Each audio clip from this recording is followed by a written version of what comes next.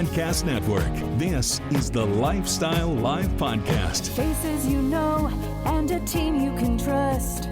Stories that form your heart. Lifestyle Live. Lifestyle Live. Lifestyle Live. How do the people who make Vaseline make any money? I have had the same tub of Vaseline. Right? Right? The guy with the glasses, am I right? My Vaseline was handed down to me by my grandfather in a will. You've never heard this phrase uttered in the history of mankind. Honey, I'm going out to get more Vaseline. You could go through 50,000 bags of garbage. You're not going to find one empty container of Vaseline. He is absolutely hilarious. Paul Mecurio is an Emmy winner for his work on The Daily Show and The Late Show with Stephen Colbert, where he currently works. You've seen him in specials on Comedy Central and HBO. He performs regularly on The Late Show with Stephen Colbert, and he hosts a podcast, Inside Out, with Paul Mecurio, with such guests like Kevin Costner, Kyra Sedgwick, and even the great Paul McCartney. He's bringing his award-winning Broadway show, Permission to Speak, directed by Frank Oz, to the Schrott Center for the Arts in Indianapolis on Saturday, August 24th at 8 p.m., and he's joining us now. Paul, thank you so much for being here.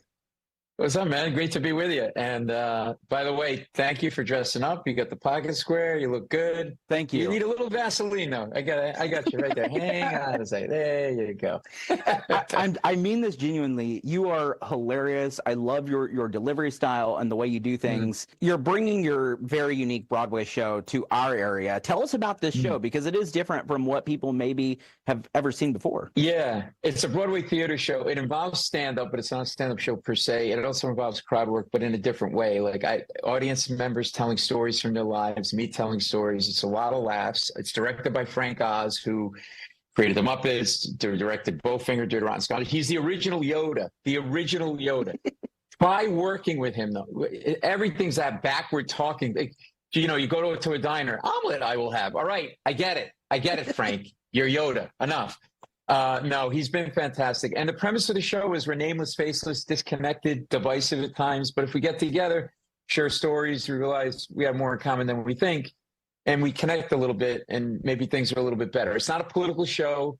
It's not preachy. It's just I come out, stand up, tell some crazy stories, you know, my dog, whatever, my wife finds me united, whatever it is. But also audience members, because everybody's got a story. And I'll bring them on stage, and we'll just start talking. And if you're over the age of 5, you got a story, and we get some, or you don't have to come on stage and just watch the show if you want, or just do it from your seat. But it's a really fun kind of hang, like we're hanging out sharing stories. So, for example, one of the stories is this gentleman. His name is Travis, and he has polio. And I have this natural curiosity, so I'm like, well, how do you explain polio to your kid? And this is what he said. What do we got here? What's the issue? Polio. Oh, yeah? When the kids were younger, I would go to the school plays. Obviously, kids would be like, hey, is that your dad? Is he RoboCop? Blah, blah, blah. I would tell the kids, hey, I'm from Vietnam. That's how I got hurt. They were like, really? You were in Vietnam? And I was like, yeah. And it was a joke. But my daughter's 18 now. And a few months ago, she was like, Daddy, were you really in Vietnam? I forgot I told that. I told everybody that you were like 6. I never fixed it. I love the fact that he just forgot about it, because how many times have we done that, where like you tell a story and then you go, oh yeah, right, good point. Right. And it was like, he was so genuine. And he was like the star of the show, because the other thing that's happening is people going up to each other, up to people who are on telling stories and going, oh, you know, I got a daughter the same age as you, or, you know, I grew up in the same town you did. And so he was hilarious. And it's cliche, but you can't write this stuff. Like if you and I were writers on a TV show and we wrote that sketch, people are like, nah, people wouldn't believe it. And that's the kind of stuff we're getting. Like I had a guy, I go, what's the matter? He goes, I just broke up with my girlfriend. I go, why? What happened? He goes, she wouldn't listen to me. I go, what happened? She goes, I told her not to shoplift at CVS. And I said, wait, did you just say at CBS? He goes, yeah. He goes, yeah, I taught her how to shoplift.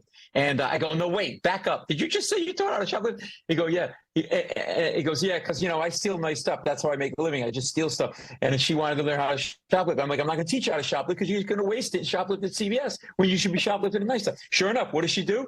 She shoplifts at CVS. I get a phone call. She's in the back of the squad car at CVS. I go down there. Hand mirror and lipstick. That's what you got arrested for. I go, what happened? He goes, I broke up with her. I go, where? In the squad car. I'm not dealing with this. And everybody has a line, yeah.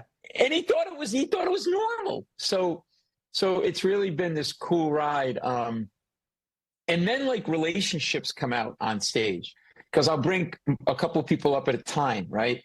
So this is a couple of friends, and it's just casual chit chat, but relationships dynamic gets revealed. Here's what they had to say.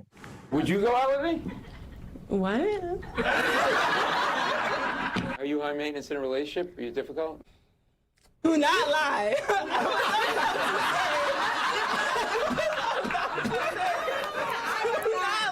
Her standards are very high. I understand that it's good to have standards. Like if I see a red flag, and it may not be a permanent red flag, it could just be a little something, I don't think that I should stick around for it. Like, fix it or I'm out.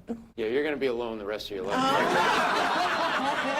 You can always count on friends to be there in your corner to make sure that you're set Exactly. straight. That is amazing. Exactly. And you totally got the sense, like, that friend has been saying that to the other friend. Like, you've got to just lower your stand. Like, so very, very quickly, like, people are just, like, bang, it's just coming out of them. And so it's really cool. And at the end, people are going up and hanging out with each other, and it's different. I'm really proud of it. We have a set designed by the set designer for The Late Show with Stephen Colbert, which I work on.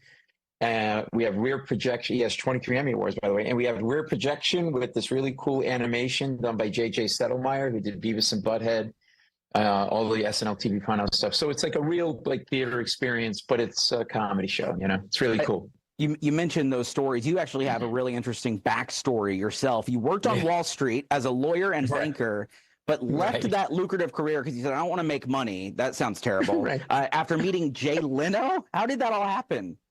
What was that like? You don't want to make money like my father would. That's so good. Like, well, you want to live under a bridge? Okay. Listen, I work in journalism. I'm with you. I get it. We're the same here.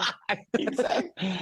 I like I said, I was, funny as a kid, but didn't think I was going to be a comedian. I ended up going to law school, and I'm lying. I had a huge plan. I'm going to go to law school, amass a ton of debt, and then just leave and go into comedy and be poor the rest of my life so I can give my parents a heart attack. There, you got it out of me. You're an investigative journalist. Are you happy now? My Murrow is on the way.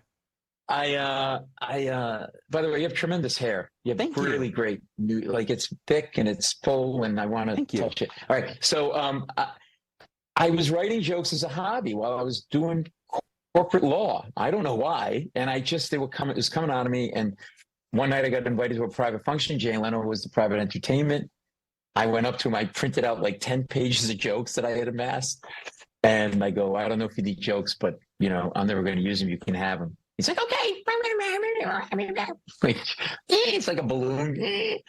And then a couple of days later, my phone rings. And it's like, it's Jay Leno. Is Paul there? And I'm like, there's no way Jay Leno was calling me. So I thought it was my friend pulling a prank. I'm like, yeah, really funny, Dave. He goes, no, it's Jay Leno. I go, look, I don't have time for this. I'm in the middle. I got a meeting. No, it's Jay Leno. I go, stop. He goes, yeah. And I actually said to Jay Leno, well, you do a lousy Jay Leno. I swear to God. And people always say to me, like you asked, did you know you were going to be a comedian? No. Like, were you funny? And I look back and go, yeah, like I was always the funniest lawyer in my law firm. Which is not saying much. It's like saying you're the sexiest IT guy. It's not. Sorry, IT. Yeah. Oh, there you go. No, that guy, he looks good with the. And so, yeah, that's kind of how it started. And then I was living a secret double life, where I was a lawyer by day and a comic by night. And then eventually, I had to like decide. And by the way, when you do corporate law, people hate that kind of law because like you put people out of jobs and stuff. And one guy went to me one time, he goes, oh, you guys are evil, you kill kittens. I'm like, nah, we would outsource that. And but no, so it just became like I either got to do this or not do it. I couldn't do both, and I didn't want to look back and say I should have. And so I went for it. That's what we did. We are so thankful that you did go for it because you're hilarious. You're so much fun. We're so excited for you to come to the Schrott Center for the Arts in Indianapolis, Saturday, August 24th at 8 p.m. We'll have all the information to get those tickets over on our website, lifestylelive.tv. Paul, thank you so much. Yeah. Genuine pleasure meeting you. We look forward to you being here and come visit us sometime, okay? And you got to come. I just want to touch you. I would love to be there. Yeah, genuinely. Yeah. Thank you. Please come. Please come. We will. Paul, thank you so much, man. We appreciate it. Safe travels. Thanks, man. A lot of fun. Lifestyle Live. Lifestyle Live. From the All Indiana Podcast Network, this is the Lifestyle Live Podcast. Thank you for listening. Be sure to like, follow, and subscribe to this podcast wherever you get your podcasts. And connect for even more on Facebook and at lifestylelive.tv. Faces you know and a team you can trust. Stories that form your heart.